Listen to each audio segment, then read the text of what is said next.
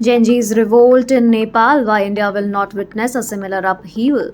Nepal has once again found itself at the epicenter of South Asia's political fragility. A constitutionally elected government in Kathmandu crumbled in barely a day under the pressure of Gen Z led demonstration, marking the third such regime fall in the region within just 3 years following Sri Lanka in 2022 and Bangladesh in 2024.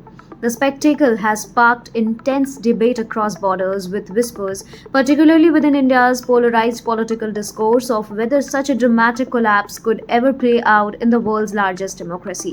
Nepal's political establishment, largely composed of former Maoist guerrillas, turned parliamentarians never invested in building durable democratic institutions after the monarchy ended in 2008. The governance model relied on shifting alliances, opportunistic defections, and an overconfidence that revolutionary credentials could indefinitely sustain legitimacy.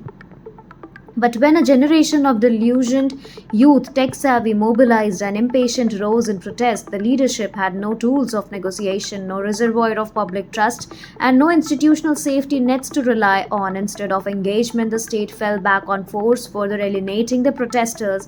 Within hours, and facade of stability gave way. This collapse was less about the might of Gen Z and more about the absence of a functional state.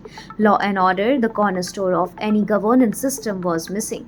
Without functional institution, even a brief spark of discontent was enough to set the state ablaze. The events in Nepal stand in stark contrast to Pakistan's upheaval in May 2023.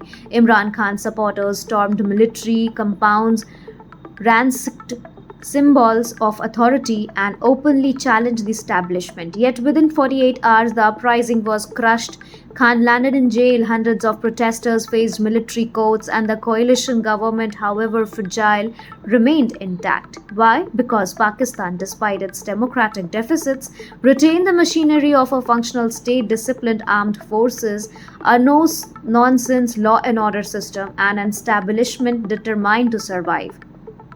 The fall of Nepal's government underscores one truth: a state's strength lies not on authoritarian hardness, but in institutional functionality, where law and order falters, where leaders dismiss dissent as illegitimate, and where institutions remained underdeveloped. Even mirror protests can spark systematic breakdown. In contrast, India's constitutional framework, diverse opposition, and lived history of democratic contestation make a quick look toolkit style overthrow virtually impossible. Regime change, when it comes, will arrive through the ballot box or long, grinding political struggle, not a sudden eruption of youthful fury.